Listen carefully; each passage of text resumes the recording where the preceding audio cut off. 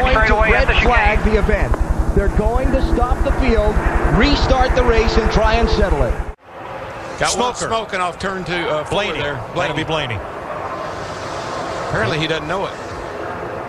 Caution will wave. Remember, the Toyotas, they have been flirting with engine problems the entire speed week so far. Well, that's not a battery problem. No, not at all. It sticks to the windshield. That's exactly what Harvick said. Because I'll tell you one thing, it may be different, but it sure sticks to the windshield. And that's what Jeff Gordon just said, too. This field will be red flagged. They will stop them on the backstretch. Watch the cover over the lens on the roof cam of Kevin Harvick change. John Andretti has passed him. Andretti in the 34. Oh, it's a wall again. He's pretty hard. That's pretty much out of it. We're in the wall, boys. We're in the wall. And I would say the caution will fly. Yep. Caution will fly. Carpentier, he's just there. You saw the right front go. I mean, I think that's why he was hitting the wall, pushing up off of 2 over there. That right front was worn out and finally just blew on him. But here's what's interesting when I talk about who will come to pit road and who will not. If you take Michael Waltrip out of the equation with what happened to the 10 car here, we only have 4 go-or-go-homers racing for those 2 spots in this race now. A lot of cars out. Yeah, we actually don't have really 18 cars left in this race.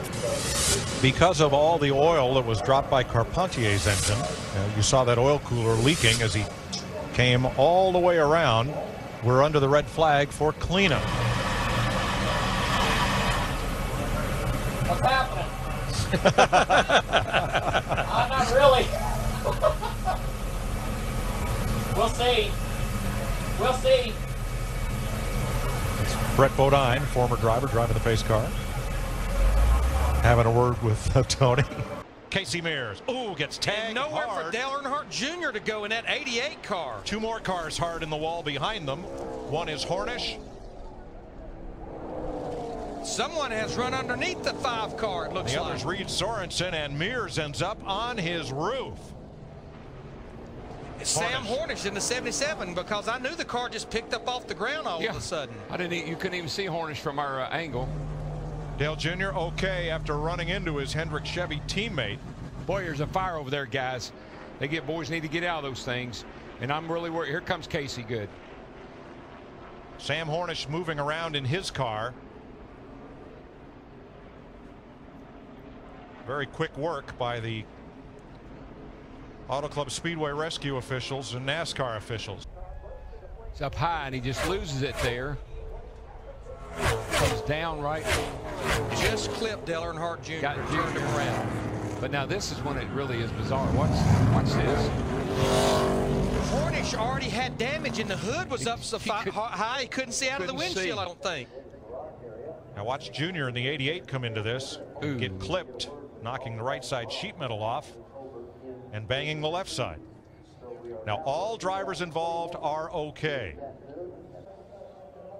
And you'll see the damp section of the racetrack there, and yeah, the car just got out from under him in that wet place. And I want to stress, we've been fighting this since Friday. They get the track dry, but as you mentioned, Mike, those seams, they get it dry, and then it just starts weeping water again, right where the pavement meets each other. There you see some of the weepers where that water just seeps out of the seams in the asphalt. Friday night, crews worked here all through the night. Digging up and sealing and filling, but still, anytime you have a great accumulation of groundwater after a long suspended rain here in Southern California, as in many parts of the country, you're apt to have these issues. Thanks, folks. The crews, they'll stay warmed up, and it looks like we've got some serious work that's about to go on here. So we're going to do a little grooving on a Sunday afternoon. I hate it when you're punny, but that was good. It was. We see rain coming down there. Maybe I'm not too sure about that. No, they waved it off. Nah, maybe that wasn't such a good idea. Yeah, Dario Franchitti in the 40 car actually stayed out. They did not even pit. And you know what? I was saying to myself, if it's going to rain and I'm way back in the field, I'm just going to stay out because they might stop the race. I'm leading the race. I get on TV. Might mention my sponsor. You know, you got to think about those things. Front page of the sports section tomorrow? Yeah, if it happened to rain the thing out in the morning, what would it say? Dario Franchitti leads. What am I thinking? It's not going to happen now. I know the screenwriters have been on strike, Dale. Are you auditioning? Okay. Dario's going to make his pit stop. Now the headlines will read, Dario Franchitti leads 1 lap. But that's okay. Hey, fellas, we're going to try one to go again. This is the most elusive rain I think I've ever seen. 1 minute it's coming down, and the next minute we're going green again. You call it elusive. I call it aggravating. I know one thing. It's wet. And that looks like, where is that? That is here at the track, right? You know, a little bit ago, Steve Burns said, let's go back to the hotel. I was ready to get my car keys. I didn't realize he meant the Hollywood Hotel. Jimmie Johnson leading at 87 laps. They have pulled the cars down pit road. They're going to halt them under the red flag because, as they say around the track, we have lost the racetrack. It hasn't gone anywhere, but the surface of the track is not dry enough to keep the cars out there, so the jet dryers have quickly been dispatched out around the racetrack. But Darrell, looking at that rain come down, this looks a little futile for right now. It really does, and of course it takes a long time, and it's damp, cold, take a long time to dry this thing off. And I don't know about you, but I feel like I've been under caution for 3 days. The rain continues to fall with Jeff Hammond. And Mike mentioned some of the options here, right? If we had to run tomorrow, I guess we could suspend the race now. If this does blow through, and again, strong Santa Ana winds could help with that. And there is a chance, of course, that the rain is not in the forecast for later this evening. Coming up, we're going to show you the Simpsons, and then you'll get your late local news on the East Coast. And at 11 Eastern, 8 Pacific, we'll come back for an update. If they are continuing to race, we'll give you that information, or if it has been postponed and continued until tomorrow. So, Jeff, you've been in this position as a crew chief. Give us some of the options, what you think NASCAR is considering, given the clues Darrell pointed out. I'll just do it real simple. This is what you're going to do right now. We're going to kick our feet up, all right, and we're going to wait for the rain to stop, and we're going to drive the racetrack, and then we're going to go back racing. And what a break that was for Gordon, but look on the high side. Gordon comes up. Oh, he got Kenseth. Oh, and there goes Jeff. Jeff's in the inside wall, hard into the wall. Caution will wave. Caution will wave. The field is frozen. We'll be coming back to 4 to go. That was, and he almost got clipped again. That's the whole radiator out of the 24 car. The entire radiator. That car, that just and knocked look where the it's whole at nose in off. relationship to the car. They're going to stop the field in turn 1 so they can clean up turn 2. Here's another look. And you're right, Darrell. Jeff's car just pushes up, won't hold the bottom of the racetrack. Couldn't hold it down. And this thing goes in here, and it hits an opening. That's why it knocked. That's what happened. Oh, my God. It hit that opening, and it just ripped the front end off of it. There's no safer barrier there. No. Now, Jeff is okay. All right, one thing that I want to point out, you see we're under red flag conditions, and these cars are parked up on the banking. Matt Kenseth is actually down on the apron. In the fuel cell, the pickup is in the right rear corner of the fuel cell. That way, when you go through the corners at speed, the fuel goes over to there. Oh, the pole sitter, Ryan Newman. We got oil on the racetrack. We got all kinds of cars spinning out. Cars wrecking everywhere. It's out. Nice save, bud. Let it roll. I think the 31's all right. I don't think he hit anything. I don't believe but there's so, some other cars that are not so lucky. We got one on fire back up in there, y'all. Big fire. Power steering fluid. Power steering fluid. We see Matt Kenseth, Reed Sorenson. Matt's in another wreck. Oh, J.J. Yaley, who is from Phoenix. Still have brake. High hopes for tonight, has gotten all caught up in this one. It all starts with Ryan Newman's number 12. Now, I heard him say power steering fluid, and you know, we've seen a couple of incidences here recently of power steering pumps or boxes failing. That may be what happened to Ryan's car. This is riding with our points leader, Jeff Burton, in a 31 car. They're saying it's a line that's on the to the box itself. There's fire up. I can see fire. It's been smoldering under there for about a lap. My goodness. We talked about Johnny Sauter a while ago in the 70 car. Always has run good here. He's going to have to go to the garage area. Remember, that's a car that came in here out of the top 35 in owner point. Boy, there's all the oil. That power steering fluid is treacherous. Now, Bobby Labonte had just been lapped by Jimmie Johnson at the moment of caution, so Labonte will get the free pass. 4th caution of the night in Phoenix. Oh, barbecue digger. And the whole complexion of this race changes as we go through sundown and dusk, and now the track cools off. And everything cools off because we have a red flag. It can't Turn be a problem. 2. Sorry, they all stacked up right there. Sorry, Larry. One car, Kurt Busch, slow off the corner. We got spin, problems. crash, turn 3. Trouble. And they just keep stacking in there. What turned into one car problem over in turn 2 ended up with all these cars tore up in turn 3. 3 wide a lot tonight, more than I've ever seen here. Blaney, Yaley, and Edwards. And I believe that just knocked Yaley up in the outside wall, and then they started stacking up behind. You see Carpentier and the 10 car hard on the inside wall, and it was on from there.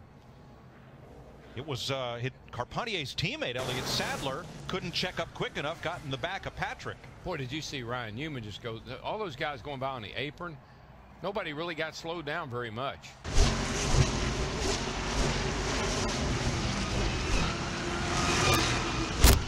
Gosh.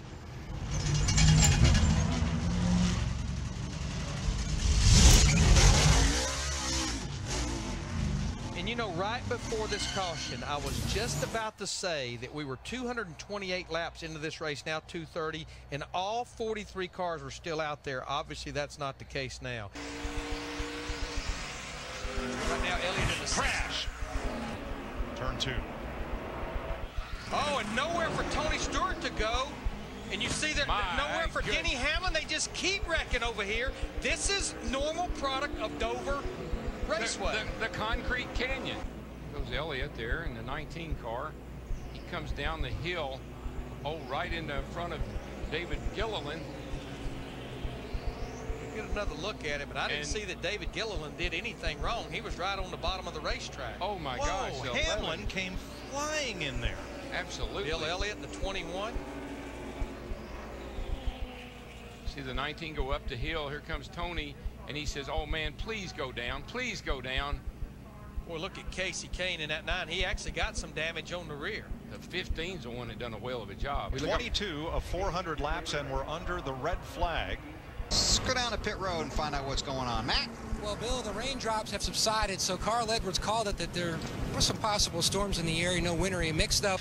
Bill, I'm happy to report that according to Tony Eury Jr.'s radar, the rain should be out of the way. They have pulled the cars down pit road, though, and stopped them here on the front stretch. Yeah, Marty, obviously it's a huge track, 2.5 miles here at Pocono, and there are some sections of the racing surface that have gotten rather wet, so NASCAR has brought the cars to pit road while they take a look at the racing surface. Kyle Busch leads David Gilliland. Caution is out. Full course yellow. Pruitt. There's Pruitt. And we're going to go past 110 laps. I think there's fluid on it. I think this thing's dropping fluid because when he dropped her down in there a little bit, it got a little loose on him. Like it's dropping water out of it, if nothing else. See the flames up under it. There's probably oil now. Go back and see if we can find out. See a little fire under there. Scott trying to get that car back to the garage. Oh, he just got run over by Tony Stewart. Oh, my goodness. Like we said, it's time to go. If something happens after the race has been restarted, the race is over, NASCAR will use scoring loops and videotape to determine the results. They have stopped the field, obviously.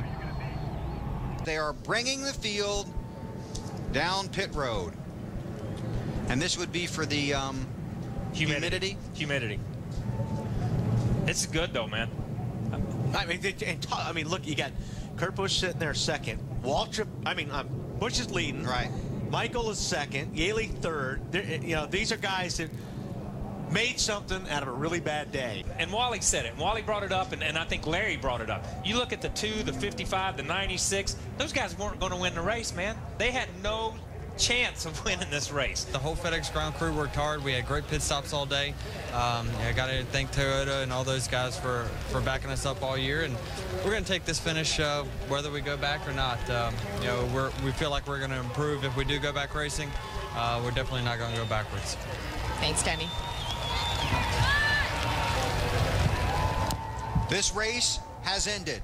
NASCAR has declared the race over. Kurt Busch is the race winner. And the rain that we could see over there but on the short chute between turns 2 and 3 has actually moved a little bit to the east of here right now. So it'll be interesting to see if that continues to move this way. But everybody's made their pit stops now, so they have a little bit more time to get out here on the track and race. And just like you said, Jerry, this doesn't mean even if we get this shower that that's the end of the race, but they have to position themselves for that just in case that would be happening. Some drivers are better in the rain than others, and some have more experience in the rain than others. And this guy here got lots of experience with the rain yesterday in a different country. He was in Canada, Montreal, Canada, and out there's Carl Edwards squeezing his own windshield. He does it all. Juan, crash on the track. Oh, heavy contact, cars crashing. There's Hornish. One car in flames. Heavy contact of 43 involved. Blaney involved. David Gilliland is heavy. The whole front of that car sheared away. There's David Gilliland. The good news is the window net is down, and he is pulling the visor up. Look at the front of that car, completely destroyed. Look at David Gilliland's car, front and back, just destroyed. There's a 70 car, Max Pappas. And they obviously will red flag Joe Nemechek involved. Red flag this field because there is just nothing but just a field of debris. See, Bobby Labonte still hurting there. He's walking, but he's hurting. Then Michael McDowell gets into the back of Gilliland, get into the corner here. Oh my goodness. Just a hard lap. Right across in front of Labonte, who backs that car into the guardrail. There comes the 77 of Hornish. He was involved. See, Ryan Newman just stopped in the 12 car.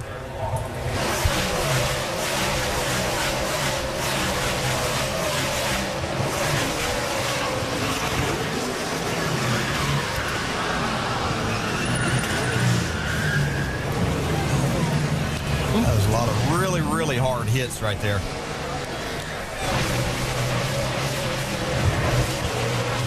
Gilliland, oh, that's the 43 car that came down and Gilliland bounced off the wall. Oh, okay, big crash down here. Another chain reaction crash. Kasey, Kahne involved.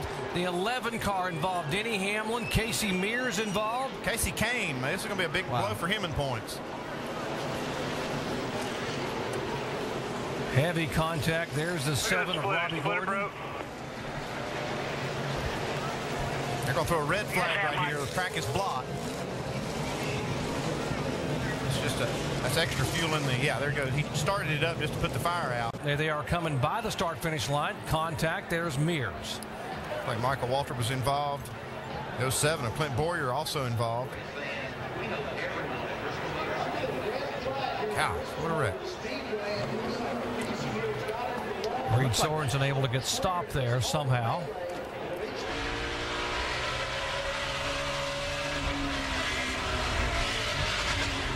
Michael Waltrip is the worst driver in NASCAR, period. Could not believe Napa signed back on. Got 41 to 56. Behind you. Caution's out. Take spin behind you. Hard contact out of turn 4, 17. Matt Kenseth. Heavy damage. There's the 45. Chad McCumbee involved. See, Kyle Busch pushing the cone. That's the commitment cone that he had to go down and avoid this crash, and he must have caught that cone right there. These guys are racing hard on these restarts. See Michael McDowell on the inside of Johnny Sauter there. I don't know if this is where it gets started. You can see him losing grip. Kind of stacks things up behind them some. See Sam Hornish down in the apron. Got him 5 wide there for a second. 45, it was 7. Like the 45 gets loose right there. That's the problem. The 45 got loose. He got into Matt Kenseth. And David Gilliland and Kasey Mears. Oh, man, that's a hard shot right there to the side of Matt Kenseth's car. Oh, man, that's a hard lick. Matt Kenseth took a hard lick into the outside wall and then got hit as he came off of there. NASCAR is putting the red flag out to halt all the cars behind the pace car so they can be aggressive with the cleanup over in turn 4. Haynes, look who we've got our Haynes on now. Napa Auto Parts, Napa, get the good stuff. And Subway Restaurants, Subway, Eat fresh. Back here to see if Edwards got through.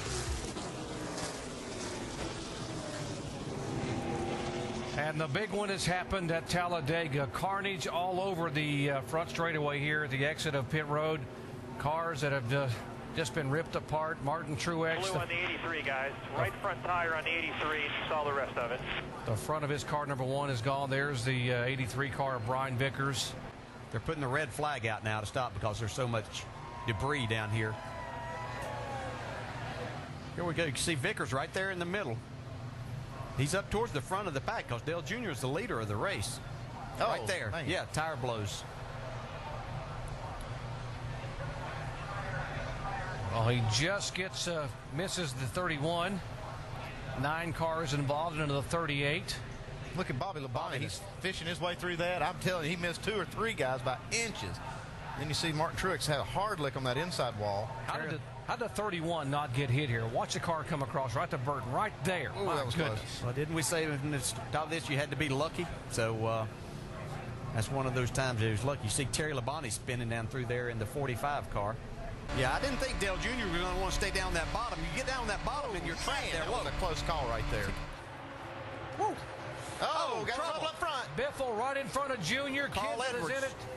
Oh, and turns Waffle into the outside wall. And Kevin, a lot of chasers involved in this one. Oh, 17. Now when you get off there, if you can drive it. This is definitely the big one we were looking for, guys. I was hoping we had not seen, or we had seen it and we wouldn't see this, but these guys hung back all day, and that's what they get in then. We don't have any brakes. we told her, look at Dale Earnhardt Jr.'s car all torn up in the front. You can see these guys coming on the high side. See Carl Edwards and Greg Biffle up on the high side making a real run. You see Blaney gets turned a little bit there, but that was okay. That looked like that could be big. But the trouble's going to start right up here in the front whenever looks like maybe the 99 gets into the back of the 16. That's all 3 Roush cars that it takes out right there. And Dale Jr. Look at Jimmy Johnson just squeezed by this. There's still some wrecking ahead of even of Jimmy Johnson yet. We talk about bump drafting. It's hard to see from that angle we were right there, but bump drafting in the corners, you have to believe that Biffle got a shot right there. I don't think that the car would just turn sideways. Jimmy Johnson right there in the middle, just behind Kevin Harvick, who was involved in the accident, but Jimmy Johnson's going to slip through. This is a 10-car crash. The big one, too. The big one, number 1, took place on lap 68. There were 9 cars involved. This one was even bigger. And this one involved a lot of chase contenders. You mentioned Biffle, Edwards, the original contact, Dale Earnhardt Jr., Matt Kenseth involved. The 29, Kevin Harvick involved. We are getting some reports of some drops of moisture on the backstretch, and the caution is coming back out. But Jimmy will not get these 5 points. Well, he was right there, too. I bet he's like, Dad, gone. Slow these guys down once again. Hopefully it won't be anything that will last very long here. We can get back to the racing. Come to the desert, you don't expect rain to be interrupting you, do. That's what I was thinking. They call it the Valley of the Sun, and nowhere at all did they mention anywhere in the material anything about wind or rain. But we may be getting a brief shower. Hopefully it'll just skirt us here, and we'll be able to get green flag racing here back with Kurt Busch as our leader. They have brought the jet dryers out on the back straightaway. NASCAR said they have not lost the racing surface. In other words, it's not completely wet. They're going to keep the cars running around and try to keep the rain from getting the track wet enough where we have to stop it. Believe it or not, it's raining in the desert. Not the first time that it's happened here, but it is happening right now. You see the cars are parked on pit road, and the red flag has just been put out. Now, I mentioned not the first time it's happened here. There's our buddy Rusty in that 2-car here, about to win a race at Phoenix back on October 25th, 1998, that was shortened by rain. Unbelievable. I couldn't believe it. I mean, we had a good car that day, but it rained. And let me tell you when it stopped the next day, guys. It rained throughout the night. I couldn't believe how much. It says it never rains out here. Boy, it did that day. You're telling us a story about doing Victory Lane up under the garage and how disappointing that was. It was disappointing. I'm like, man, I finally get to win in Phoenix, Arizona, you know? And I got to do Victory Lane underneath the garage area. But, hey, Ray, take him any way you can get him, right? Hey, I remember that day. We were coming. You were. I just looked up while we were in the commercial break. The average monthly rainfall for November, Phoenix, Arizona, 0.7 of an inch. Oh, good. That's not much. 17. Well, we know somebody will be pitting when the yellow comes back out. His bleeder valve stuck. What happened to him, Rusty? His left front bleeder. It's going to be the longest. Oh, there goes the 5-car round. Yellow. Oh, whoa, and it gets hit. Ridges there. The 97 of Ambrose. Look at this 28 car. Is that the 38 car? All jacked up in the back. Somebody's underneath him. So much we can't even see who that is. Got a little fire out the exhaust. That's the 84 of Scott Speed that he's up on the hood of. He put it in gear trying to drive off, but no traction. He's got a Ford Fusion in his windshield, and Speed able to climb out of the car. That's what you call getting somebody jacked up, isn't it? They put the red flag out right now. Watch the Montoya and the contact there with the 5-car of Mears. Wow. Just hard racing through that dog leg. Yeah, Kasey Mears' great day went south in a hurry. And all these other guys see are getting involved here. Oh, Marcus Ambrose having a good run there. Looks like he got a piece of that. Yep. Got into the back of Riggs. 0-1 able to get through, and then there's the contact with the 84, the 70, 38, 77 up against the wall. 7th caution flag of the day, and now the 2nd red flag of the day. We had one early on for 23 minutes for rain, and now David Gilliland able to climb out of that car from the 2nd floor. That was a long way down. He didn't realize that ground